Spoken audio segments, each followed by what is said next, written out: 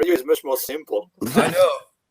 It's funny I'm sure you've done some TV and so on before as well. It's like there's so much waiting around, standing there and for like 30 seconds or 1 minute of action. Whereas in radio, you could have made an entire series in the same amount of time. We are with the image freeze. I don't know. É que aquilo ficou frisado e depois tipo, We are okay? Deu. Aliás, eles ligaram e I think depois não deu, mas agora já está lá. I think it's okay. We can start. It's okay? We can start now, yeah. Okay, we're fighting the technology. Okay, go ahead. Once again, sorry if you're viewing, the technology is against us today for some reason. We were just saying, if this was on radio, there would be no problem. Laurent, continue, and then we'll turn and find out his story as well. So yes, the World Service and then onwards. Yes, well, I went from the BBC World Service, an experience that I've thoroughly enjoyed, broadcasting to Africa and all over the world, all kinds of music. And I joined the European Broadcasting Union in the early noughties, and I've been enjoying this position very much so because, it's dealing with very different kind of broadcasters, but all together to in the business of supporting music, So it's broadcasters from Ireland, from Britain, from Portugal, and up to Russia, and from Norway to North Africa, and very much enjoying. And again, radio stations are absolutely crucial in supporting the music world, especially now. Yeah. It's a fascinating journey. Luis, tell me about your journey in Portugal. And were you a great radio listener when you were a child, when you were a teenager? Yeah, as a teenager, I was really focused on radio and music. But I started as a serious journalist, let me say, this way, in a local station called Radio Nova in Porto in 2000. I was there for 3 years. I did everything from politics to sports to environment and obviously also music and arts. And then I started to work on television. I was listening to you talking about those differences between radio and television, because in radio we are more... we depend on our own. We can go in the studio and do a show. If we have a good story to tell, good music, we don't need anything else. And that's the big difference to television. We need like 12 people in the studio, like 12 people then in the regie. So I did television for 3 years, and then I started in radio again. And I did both like for 10 years, but since 2008, I'm doing just radio. I started in Antena 3, and I do lots of stuff in Antena 3, from the daily show at the drive home shift at in the afternoon. I also do a world music show and let's say pop culture kind of talk show at weekends. And I'm on the digital and music content, basically. Antena 3 is the third public station in Portugal. We have a more generic news and music-oriented channel, Antena 1, then a classic channel, Antena 2, and Antena 3, which is more based on new talent, new music, live events. And I've been working there for 12 years now. Yeah. So it's interesting. No, obviously, the three of us and many others are very passionate about radio. Now, I find it funny how everyone, especially over the last, say, 10 years, is like, podcasts. Podcasts are amazing. And of course, we all like podcasts. But ultimately, a podcast is a radio show. Yeah, it's a radio show you can put in your device and take with you. But it is ultimately a radio show. Let's talk about the duty of public service. Maybe just before we do that, I'll tell you a little bit about how I got into it. So BBC, 21 years. I started in 1999. There was a regional Radio 1 show, BBC Radio 1, starting in Scotland, Ireland, England and Wales, and a friend of mine said you would be perfect for the Scottish show, and I was like, nah, I'm not interested. I'm a punk rock guy. I'm a musician. I was a musician. I still am a musician, and I was just like, no. And I gave it a shot, and I absolutely loved it. Fell in love with it, and so that was Radio 1. I was there for 11 years. Then that led on to doing shows for Radio Scotland and Six Music, and like yourself, Laurent, for the World Service here and there, and television and so on and so on. It led on to journalism, and I think as a radio broadcaster, you're almost more connected to your local music and even global music, or in this case, European music, than people who are involved in television, for example, because radio is more connected to the grassroots, whatever subject that you're talking about. In our case, it's music, but it might be sport or politics or current affairs. Or so let's talk about the idea of public service radio. A lot of people now with their mobile phones and Netflix and everything else, they don't seem to mind paying subscriptions. They don't seem to mind advertising. Laurent, why is public service radio so important? Well, there are many things to say about it. That's a broad and important topic. Where would I start? I mean, one of the obvious things to mention here is the breadth of programming, music programming, that there is in public service broadcasting radio stations. If you look at the playlist, for instance, of Antena 3 or 6 Music, and you compare it to those of the private sector, and I'm not bad-mouthing the private sector, because many of them are wonderful people, and they are really highly skilled professionals, but obviously they are also in the business of trying to create listeners to generate advertisements and so on. But for the music sector, when you look at the playlist of our members and how wide the selection is, it is absolutely crucial for musicians, because they've got more chances to be aired on RTP or on the BBC than they are on some, hit stations wherever they are. So I think this is one of the biggest differences between public service stations and private stations. Most of them, again, because there are also private stations that are also passionate and daring in their music programming. It's how wide the music and how diverse. The word diverse, diversity, it's there. And that's absolutely crucial. Yeah, I agree. What kind of diverse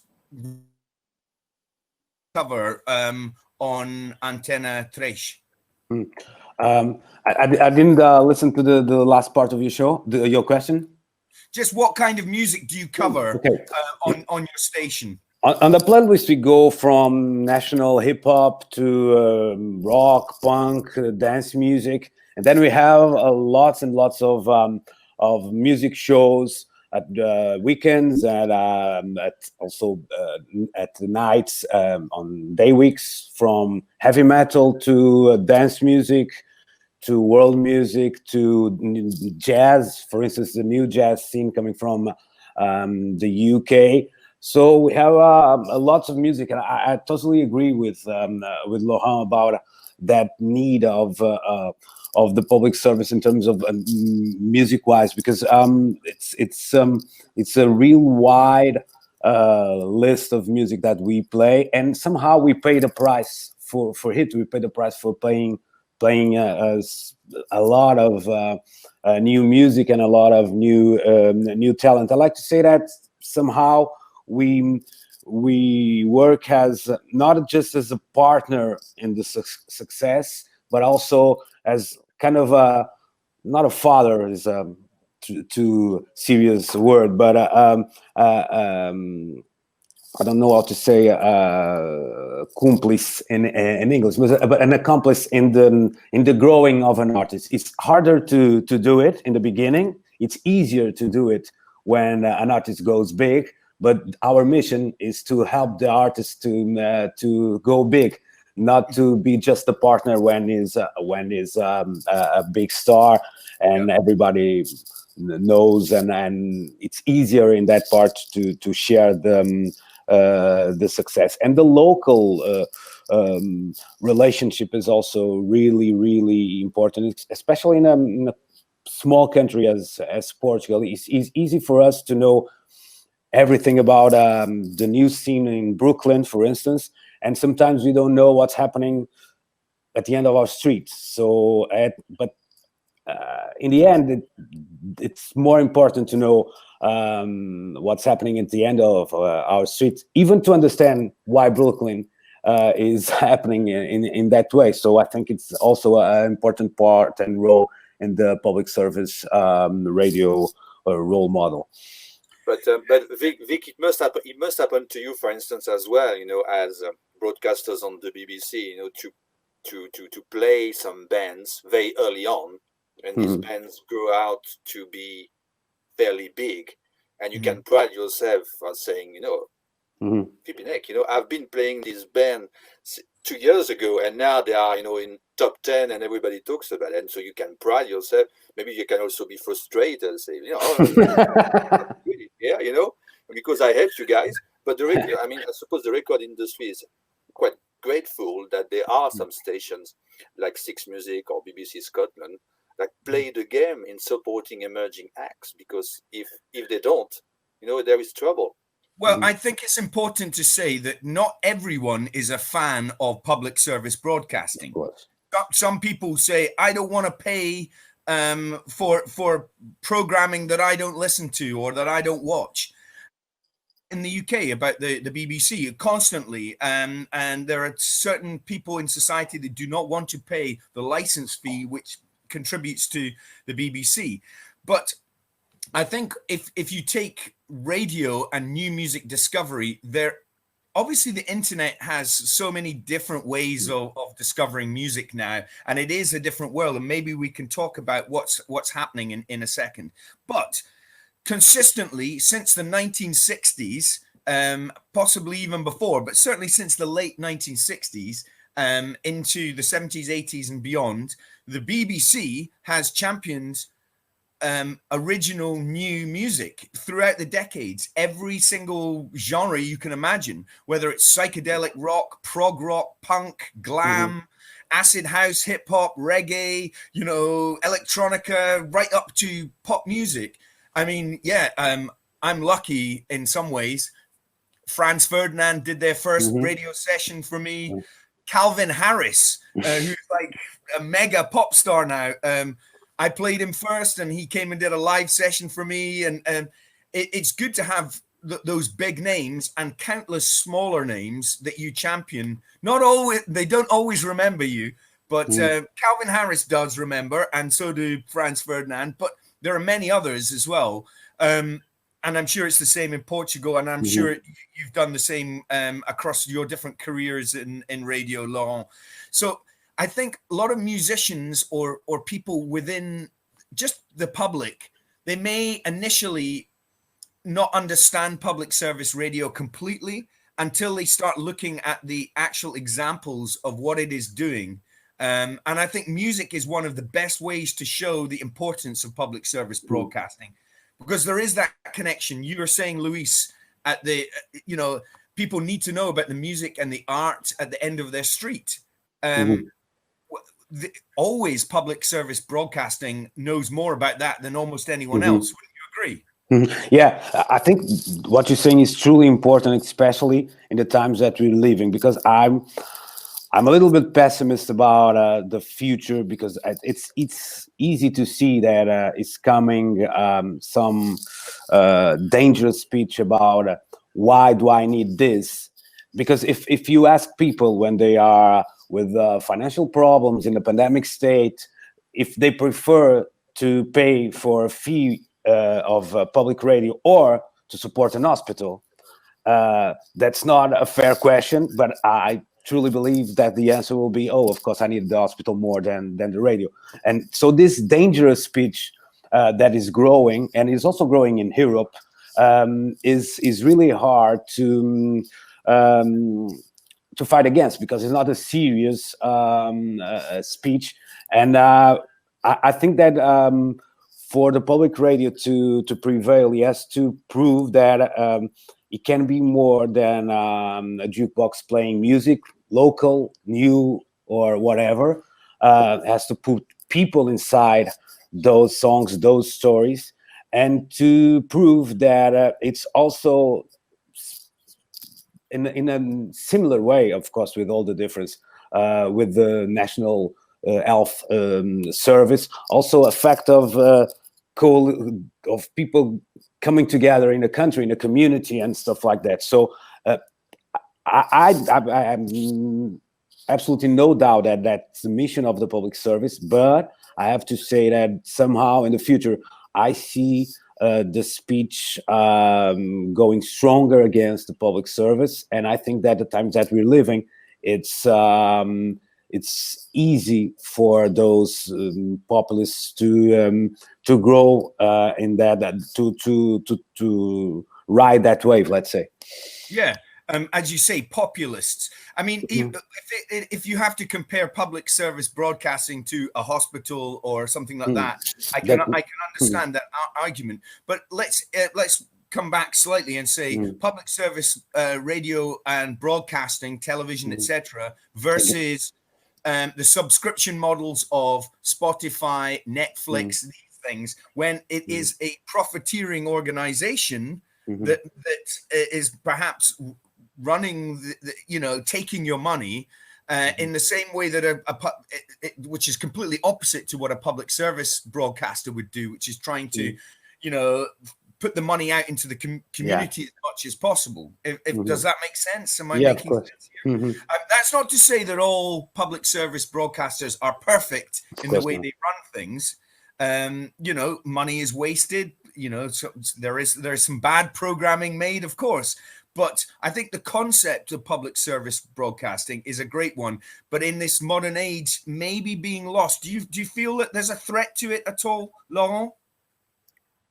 Well, in the broad sense of the word threat, yes, there is. I mean, no two ways about it. And we just mentioned this. There are voices directly questioning the existence of public service broadcasting, the way it is financed, the way it operates. I mean, we can't hide behind that.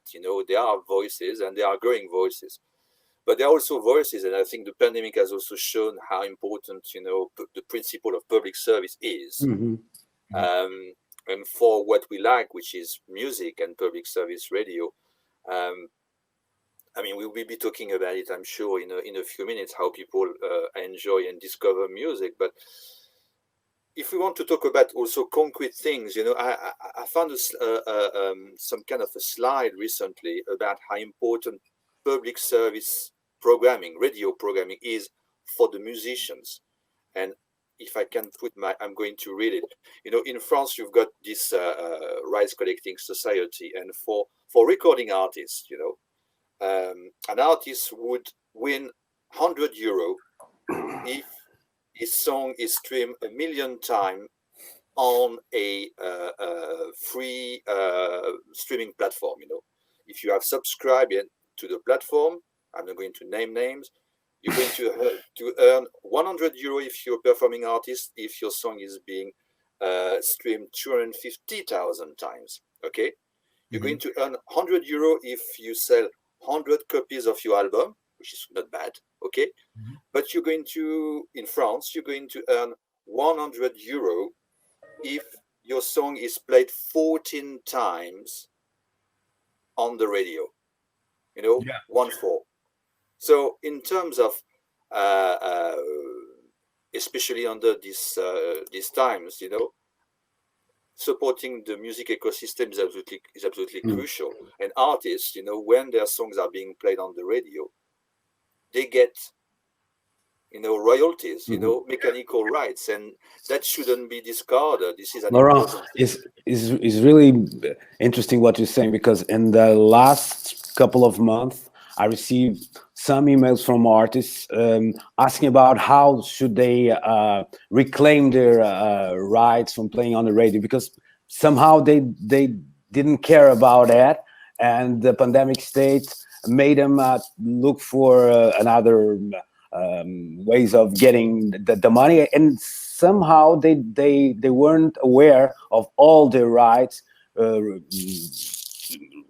And associations like Why Portugal and stuff like that, I know they're doing a great job in that, but it's really nice because somehow it's not nice, but it's also sign of the times. But somehow they awake for this reality, thanks to the pandemic state, and also noticing that from those service of those streaming service, the income will never be large enough to make them survive. Yeah, I mean the BBC pays, you know, performing and copyright and mechanical royalties to the Performing Rights Society, the PRS in the UK. Now, if a young musician is a member of the PRS and they're played regularly, even if they're played once or twice, they will receive money.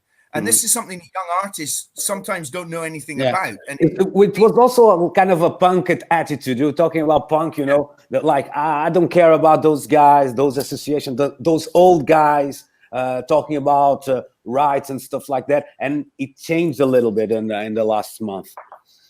Well, it just shows you those statistics you mentioned, Laurent. That does not surprise me. It's exactly the same. If a young artist is lucky enough to start to get played on Radio 1, they can earn a lot of money just from you know, one, you know, sort of 10 radio plays. They can probably earn as much as they would earn with 1 million streams on one of your streaming services. Let's just say Spotify, okay? But it could be any of them.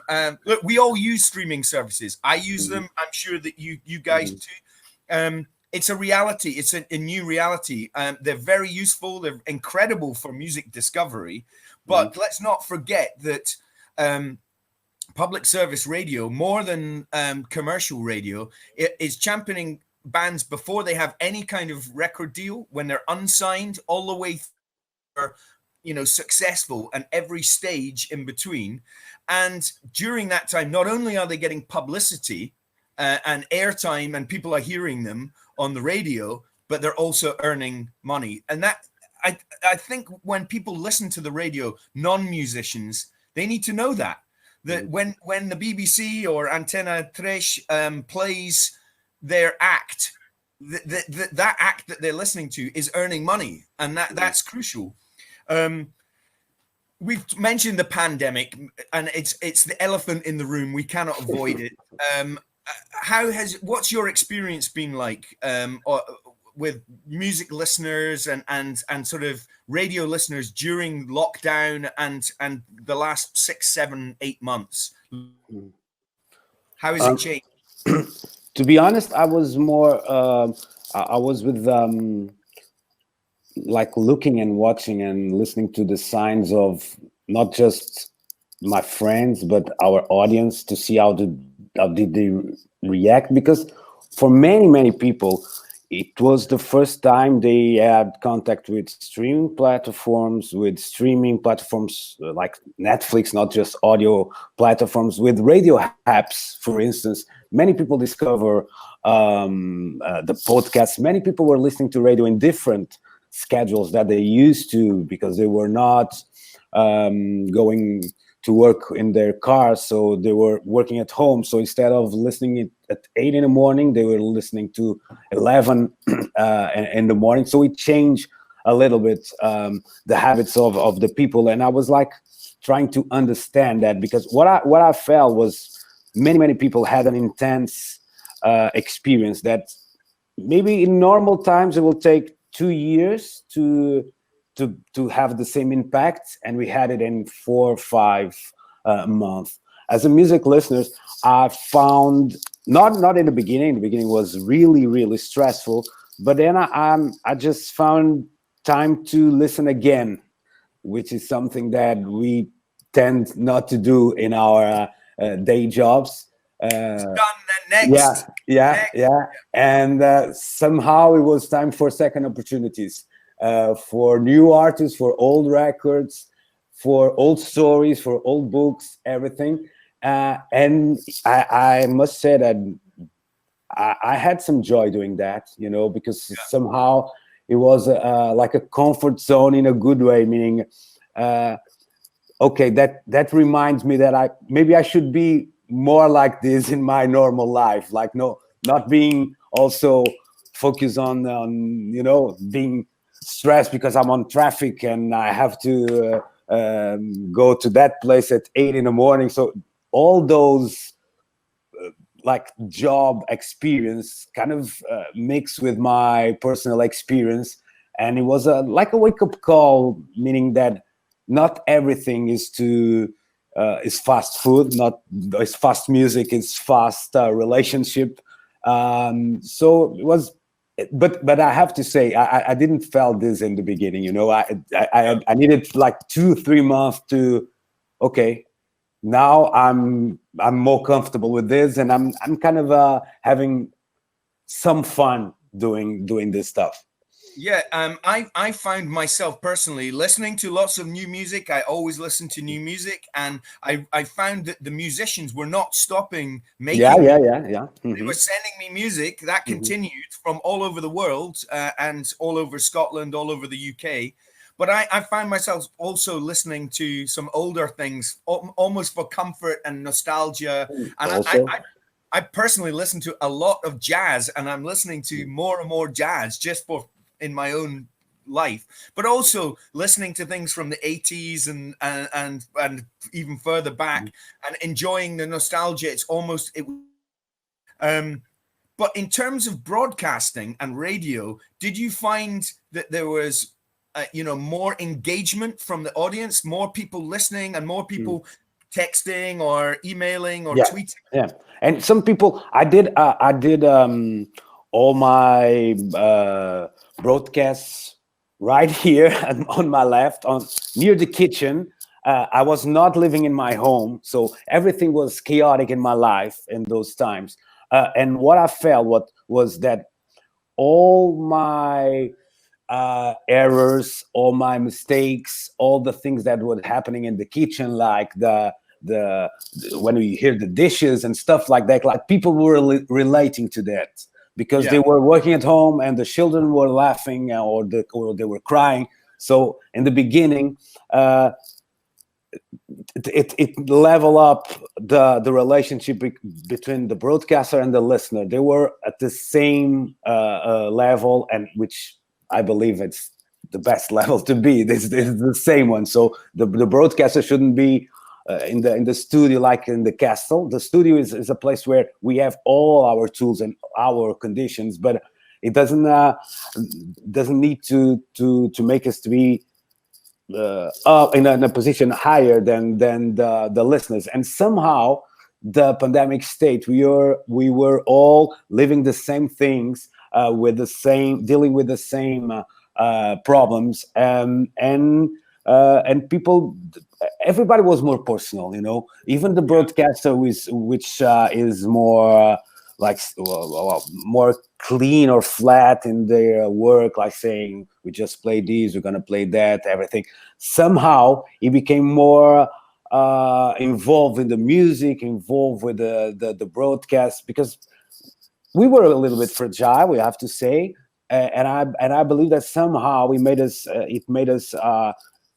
to give more, and to give more about ourselves also. Even the people who don't like that very much, we were talking more in the first person, like I listened to that instead of you know, I felt that, you know, we weren't ashamed of saying what I felt, what we felt, what we saw, what we share, and I think it's a good experience. And you're talking about music, and some of the new music that came out during this period, for me, will be in future years amazing to listen again, because they are like, not everything, of course, but I don't know, people like Salt, for instance, people like favorites. people like Anderson .Paak. They were doing songs about the moment, about this time we're living in, and somehow they were like the headlines of audio newspapers. And I think in the future will be really, really nice and interesting to listen to those records and those songs, and to remind what times we were living back in 2020. Yeah, Laurent, you've mentioned the pandemic and how important public radio has been. Do you have any specific examples, or tell us what your experience of this whole troubling time has been like? Yeah, it is exactly what I wanted to mention. You know, one of the biggest observations that I have noticed when the pandemic started and how public service broadcasters reacted was that everywhere in Europe, and from my position, which is great because I've got this kind of helicopter view where I see what's happening in Belgium, in Switzerland, in Portugal, and the biggest trend is how much public service broadcasters, that we can call this time national broadcasters, they actually program much more of their national music scene. You know, there was a huge increase in supporting musicians locally. You know, airtime, giving airtime, making more programs, because obviously it is a time right now where musicians are struggling. I mean, we can't deny the fact they are not touring, they can't perform, they can't meet their fans. So radio station and music radio station are absolutely crucial for, you know, giving them exposure. And I think they really appreciated the fact that many of these, I mean, the vast majority of public service broadcasters made a huge effort and are still making a huge effort to increase and give more airtime to local artists. For example, you know, VRT in Belgium, you know, they really, really made a huge effort. I mean, everybody did, but, you know, I'm just saying it on those, I mean, you know, that in some territories there are like quotas, you know, by law they have to play a certain amount of national music. Like in France, you know, it's 50%, but they decided themselves to increase it to 65%. Those with no quotas but with self-imposed quotas also increased in order to support their musicians. And those, I mean, everybody did so, and sadly and luckily at the same time, because this thing is not going away as quickly as we wanted, this support in national, local artists is going to continue, and this thing, I think this is really, really appreciated. Yeah, from my perspective, it was, I have gone into the BBC. I live in Edinburgh, but I went to the BBC in Glasgow every week in lockdown. Just myself. I have my card to get into the building, into the car park, into the building, into the studio. I saw some pictures. Oh, yeah. You look great. You own the place. I was one of the only people in this massive BBC building. And I would see maybe one other person, my producer, at a big distance, and that would be it.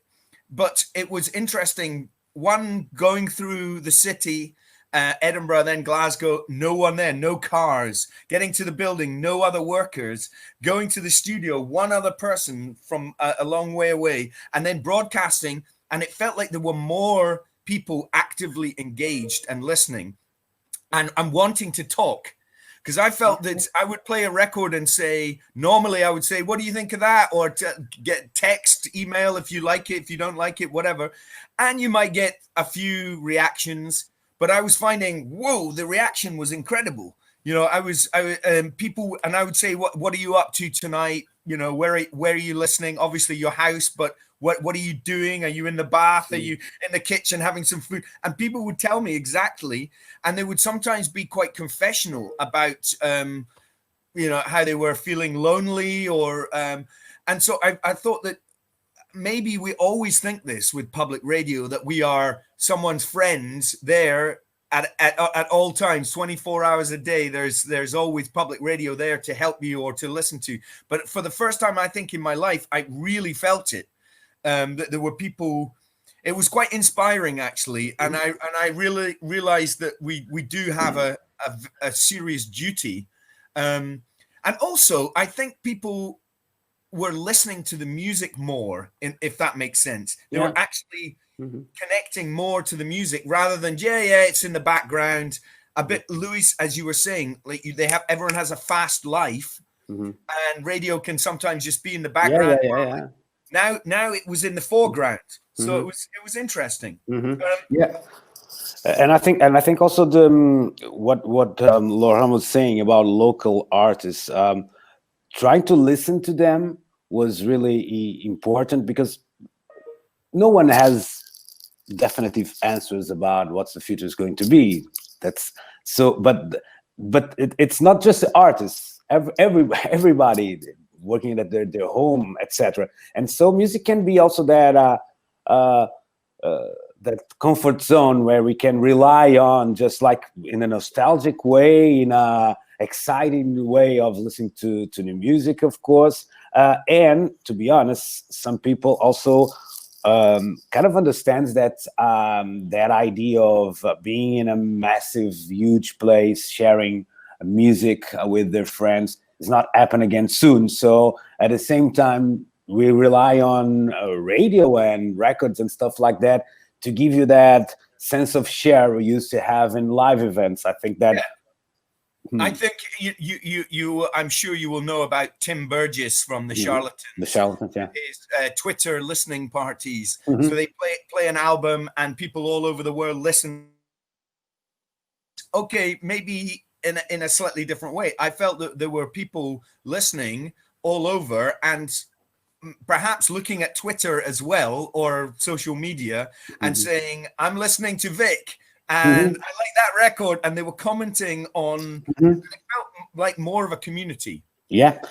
Anyway, this is a very strange, weird, slightly dystopian time that we're living in, and we can only fingers crossed that everything will go back to some kind of normal soon. So, pandemic aside, how can public service radio improve? Laurent, how can things get better, and how can we serve the listeners better, do you think? Wow, that's a 10 million pound question. You know, if I knew, I'm taking notes, by the way. All your bosses and say, I've got the answer.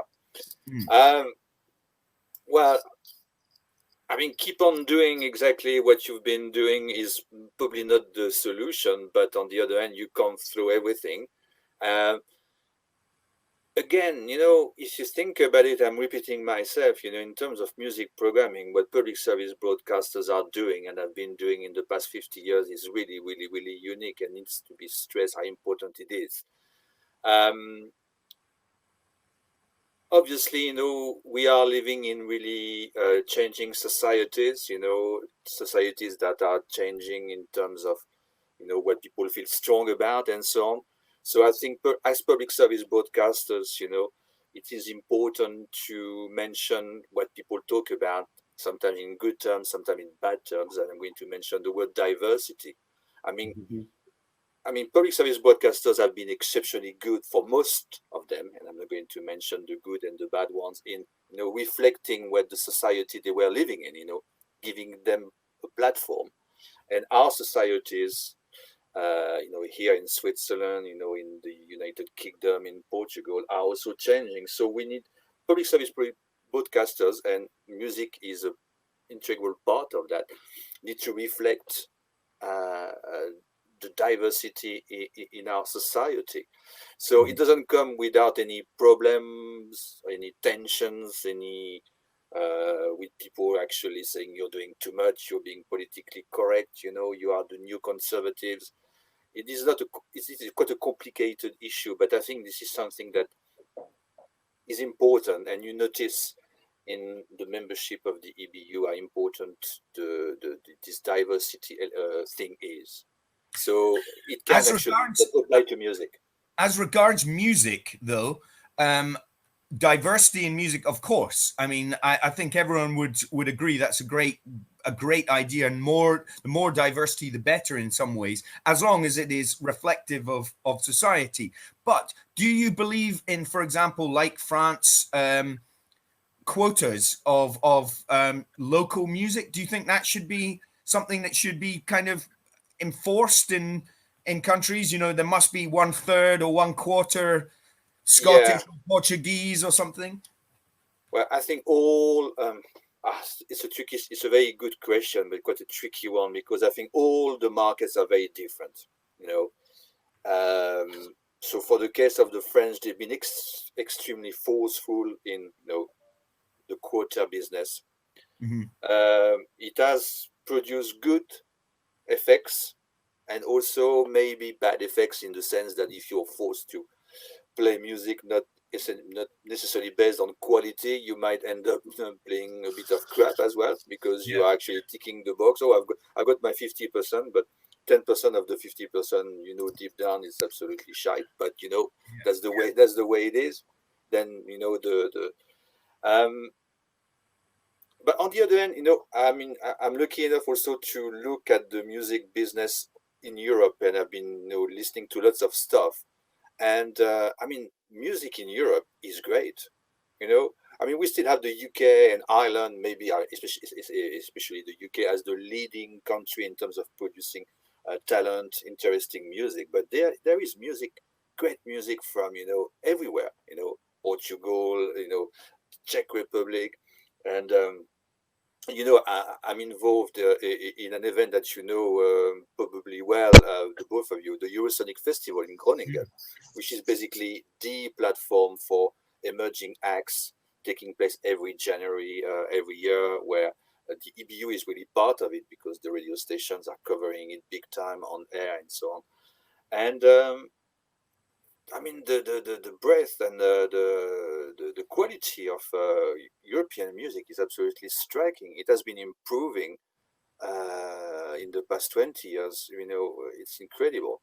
So Do you think public radio stations should attend Eurosonic, for example, and other European showcase festivals, Westway LAB, for example, or Iceland Airwaves, Reeperbahn, The Great Escape, Wide Days in Scotland? There's all sorts of small, large, medium-sized showcase events. Is there something that public service broadcasting should bear in mind when they're arranging their schedules? It's like, we need to be at Eurosonic, we need to be at The Great Escape. Yeah, well, in fairness, they are, and obviously it makes it even more sad to know that they won't be able to do it in the next few months. But Eurosonic Nordoslar, as you said, Iceland Airwaves, the Reeperbahn Festival in September. And again, it's all down to supporting emerging acts, and public service broadcasters are actually quite good at doing this. So these showcase festivals, and I would have loved to be with in Guimarães, now. They are absolutely crucial. So, Luis, do you think radio is still a very good way of discovering new music? Because there will be lots of music fans and lots of musicians and lots of artists who only use Spotify, Apple Music, Deezer, the streaming platforms, maybe some blogs, but they don't consider radio as a major discovery tool anymore. Yeah, but it still is. I think the biggest challenge is to, when we go in the streets, everybody is wearing headphones nowadays, isn't it? So the biggest challenge is to put your content in their ears. And it doesn't matter if it's a live show, if it's a podcast, if it's a on-demand show, but the challenge is to fight against the streaming platforms, the YouTubers, I think each content of those that I'm referring is nowadays fighting against our audience. We have to fight them, because if they're not listening to live radio, maybe they are listening to a different podcast, a YouTuber, Spotify, etc., etc., etc. So, but for me, the radio algorithm maybe sometimes, or most times, will be better than me discovering, but algorithm will never be human. So what I'm saying is, it's very difficult for any streaming service to play the Buzzcocks and after that Amália Rodrigues or Fela Kuti. Somehow you have to put the algorithm is always wrong for me. They go, you like this? You like this? You're gonna like this. I'm like, no, I hate that. I want Fela Kuti or whatever. Yeah. Or but sometimes it's too obvious. Like, of course I like that. Of course, there's no surprise in that. So we have to play with that. We have to surprise the audience, of course, but sometimes somehow guide them through our choices. That's the biggest challenge for me. Talking about quotas just a little bit. We have in Portugal, we play 50% of Portuguese music, which is cool for Antena 3. The big problem for me is that from that 50%, we have to also play music sang in Portuguese. And for me, it's like asking a musician to do music in just C minor, you know. Lyrics for me is like an instrument. They should be able to sing in Portuguese and English, whatever.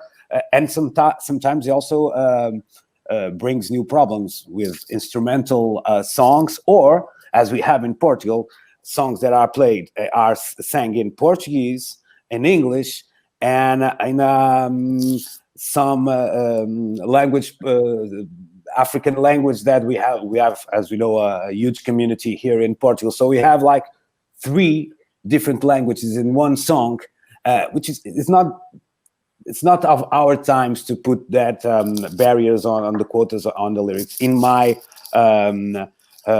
opinion. But I think that playing new music is challenging, and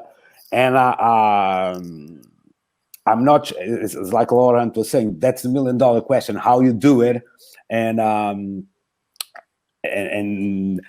that works. But at the same time, I'm not sure if people don't look anymore to the radio to find new music. I believe that there are many radios that don't play new music, so people who listen to those radios aren't looking for new music.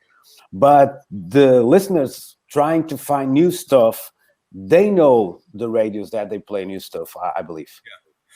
Can I just say to anyone who's watching the conversation just now, please, if you have a question for Luis or Laurent or myself, put a question in the chat bar. We have Rui Torinha has been in touch, and even though there's no question, he's saying great conversation. So thank you, Rui. That's nice to hear.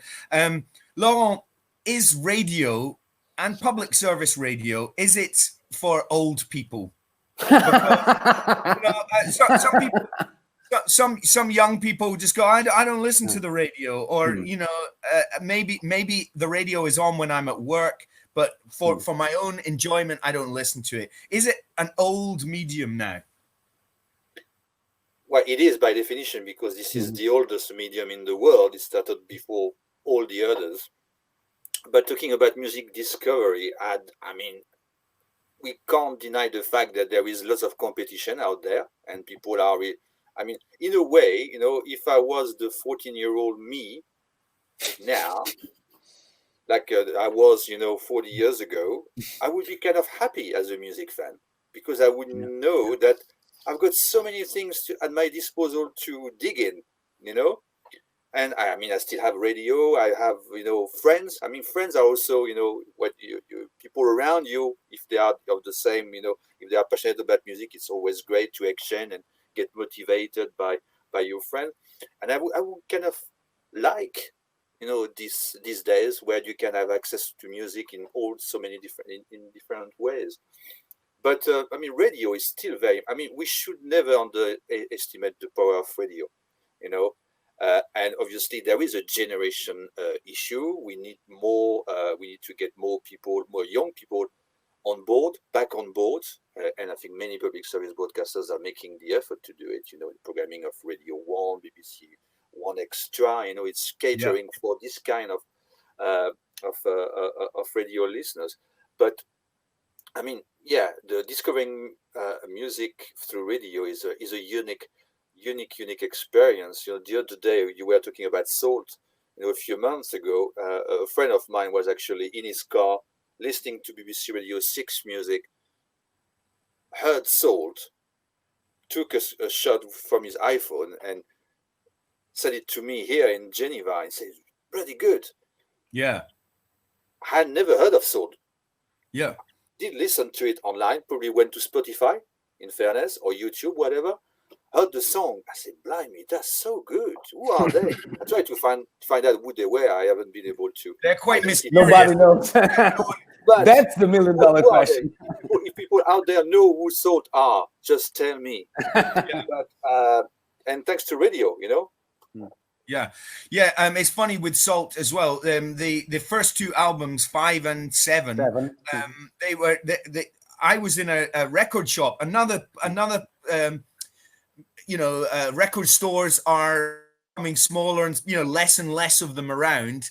And I was in actually Sounds of the Universe in Soho in London. Yeah. I don't, if you know that shop, it's a great shop. And I was looking through the racks, and they were playing, I can't remember, 5 maybe. And I just went up to I said, "What is this?" And they said, "Oh, it's Salt." I had heard one song by them, and I bought both the records there and then.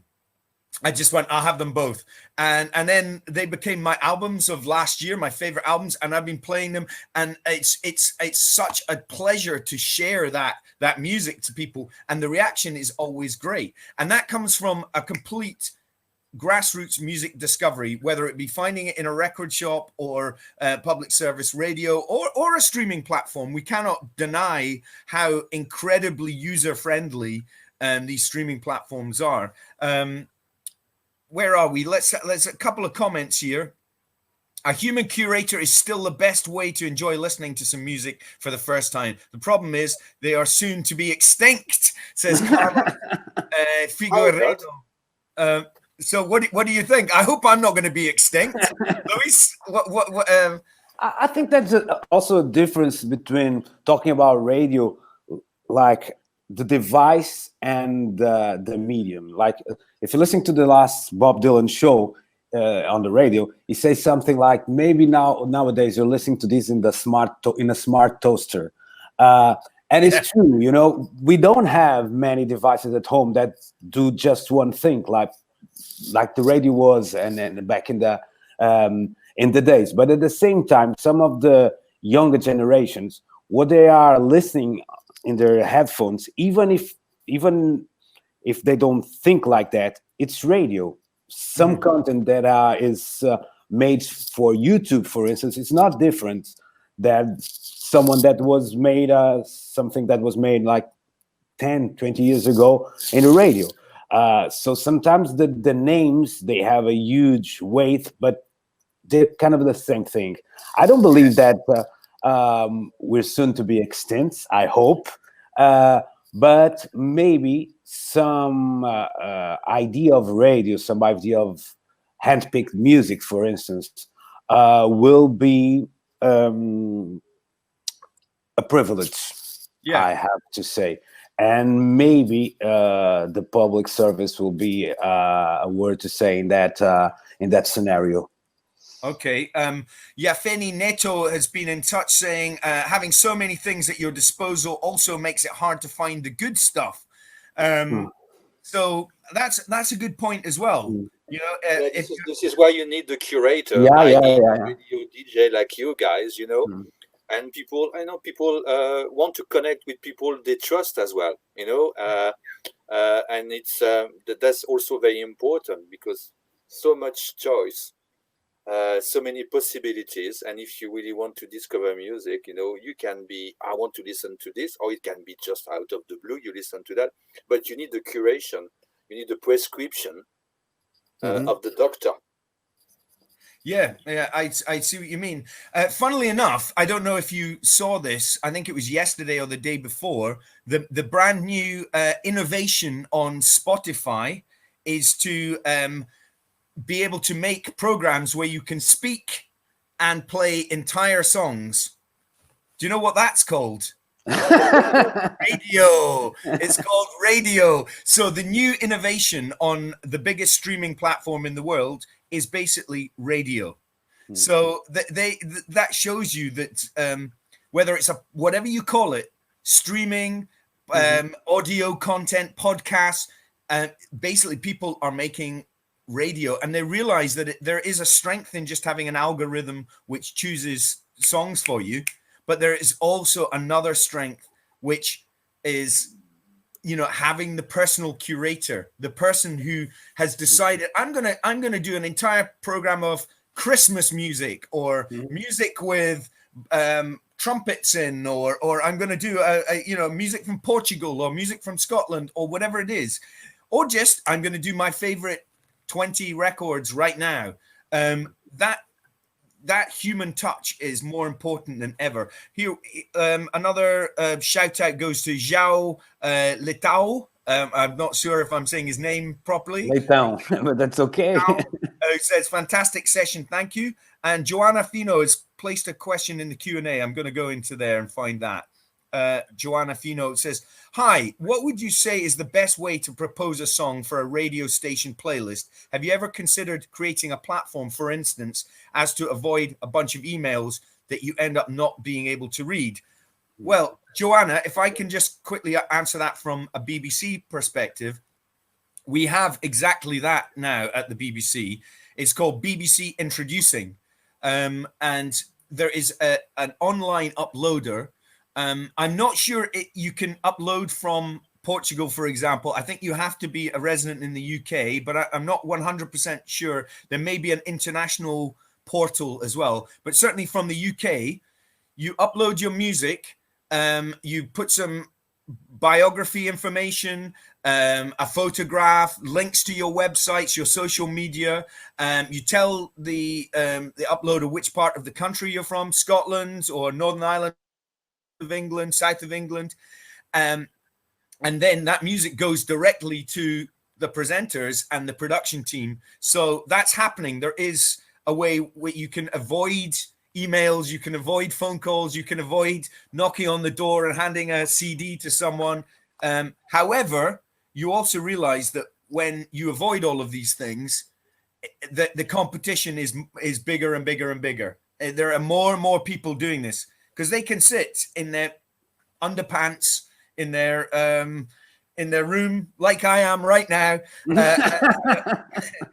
upload the music and send it to the DJ and never leave the house. So if you can do that, everyone will do it. So is there a situation with Antena 3 in Portugal? No, we don't have your budget. I mean, your platform. No, but I think that Joanna says something really interesting, which is, what would you say is the best way to propose a song? And I think that the word is a song. It's a mistake to propose an album, to say, oh, I just made a 12-song album, listen to this, for an artist that I don't know. So if you want to propose to show your work, start with your best song. That's like a quick advice that I can tell the new artists and promoters to do their job. Yeah, and maybe don't bombard the radio DJ or producer with 12 songs. Use 1, 2, maybe 3 songs. Yeah. Here's an example. A small amount of information. We don't need a whole book. To read. You want, where are you from?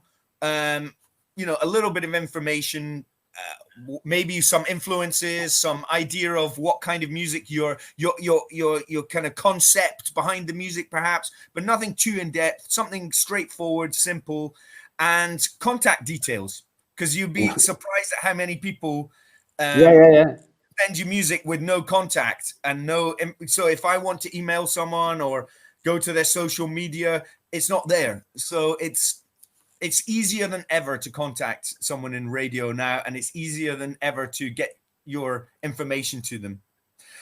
Laurent, I think unless we have many more questions, we should start winding this conversation up. We've been here for over an hour. What is the future of European public radio? I mean, what sorts of programs do you envision under the 2021 to 2027 EU Culture Program and other mechanisms like that? What's going to happen to public radio over the next 6-7 years? Only good things. Which direction will it go in? Will there be more, for example, in the UK and at the BBC, there seems to be a lot of visualization of radio. Yeah. So when we have live sessions, we're not just recording and using the audio, we're using cameras and putting everything on YouTube and on the website and on social media, Instagram and so on. Yeah. Will there be more of that, do you think? Yeah, I believe so. Yeah, see, something that we haven't mentioned very much, which is also important. It's also the live music element. The live sessions in the radio studios right now happening, and as you said, Vic, rightly, in all kinds of platforms, obviously audio, video, and placed on all sorts of outlets, digital outlets. And also maybe, you did sound a bit skeptical about the word podcast, but this is definitely something that is being experimented around, and maybe programs on demand are going to be more, are going to expand. The catch-up element is also always very, very important. The diversification of programs. So if you think about it, the future, I mean, there are lots of things very good things that can happen to public service broadcasters, especially in the field of music programming. Luis, what do you have in the future at Antena 3? What do you see changing over the next few years? More non-linear listening? Yeah, definitely. Even if I just did a podcast like last month, and now we were thinking about putting him on air, but it started as a podcast. It's like we were talking, like it's audio content. It doesn't mean if it's broadcast on the radio or first on the radio, but I definitely think that those kinds of solutions are the near future. And also we're doing a really difficult job in Antena 3, which is we are part of RTP, which is the television part of the public service, and then the radio. And we started to produce music shows with television. So we curate the artists, we curate the directors, we curate all that stuff, and then they broadcast the program on television. Why do I say this is difficult? Because we're doing this with the same people that also have to do the radio work, let's say, and at the same time, it's not easy for the audience to understand that why are these guys doing television nowadays? They should be doing radio. Why they are doing music documentaries about the local Portuguese scene or the independent labels in Portugal? So it's we have to do two jobs. One is to say, okay, this is our to promote our radio schedule, our DJs, our shows, etc. And then to also say, oh, and by the way, we also do this kind of digital content, television content, and sometimes it's not easy. It's a challenge, but I think that it's also a way that radios have to survive and to be in contact with and in contact with people. So if the new guys that we were talking about, the youth generation, is on their smartphones, we have to be doing content for their smartphones. It doesn't have to be silly content for their smartphones. I think that's loads of opportunities to do relevant stuff to smartphones, to YouTube, etc. It's somehow difficult. It's somehow also difficult to convince people on top of the organization that we also have to have more people to do that, because you cannot look to the radio now and just think about the producer and the assistant producer and the DJ. We have to have a wider perspective. But I think that is a challenge, but also the unique way to have success in the future. Yeah, well, I agree. And despite the criticism of public service broadcasting and the competition through streaming platforms and all these different ways to enjoy yourself through a device, a laptop, a transistor, whatever, Laurent, I'll give you the last word. Do you think the future is good for public service broadcasting and public radio? Do you think we're going to see a healthy future ahead of us, despite all of these different sort of problems that we face? Healthy and challenging at the same time. Good. But if you meet the challenges, and again, especially in terms of music programming, I think, yeah, definitely. You know, there is a song by the Shangri-Las called Past, Present, and Future. And that's the beauty of radio, you know, and music, you know. You guys can play music from the past, and wow, incredible material there is. Yeah. Music from today, and find the music of the future. So this equation is actually perfect, and the song is great too. I think this. So the future is absolutely going to be good. Well, I love the Shangri-Las, and I love that last. So, and I love you too as well, and I love everyone watching. Thank you very much, Laurent, Luis, and thank you Westway Lab as well. It's a pleasure to be here. I know it's stance that we're all in right now. We'd all love to be in Portugal, having a beer and watching some live music and talking and exchanging ideas. But hopefully next year we'll all be there together. Thank you for watching, and hopefully there's been something inspiring and interesting in this conversation for you. Feel free to get in contact with us. Send us your music. If you're in Scotland or the UK or anywhere in the world, send your stuff to me. Likewise to Luis and Laurent. Thank you very much. And I will somehow turn this off. I'll stop this podcast and say cheerio. Okay, thank you. Cheerio. Bye. Thank you. Bye.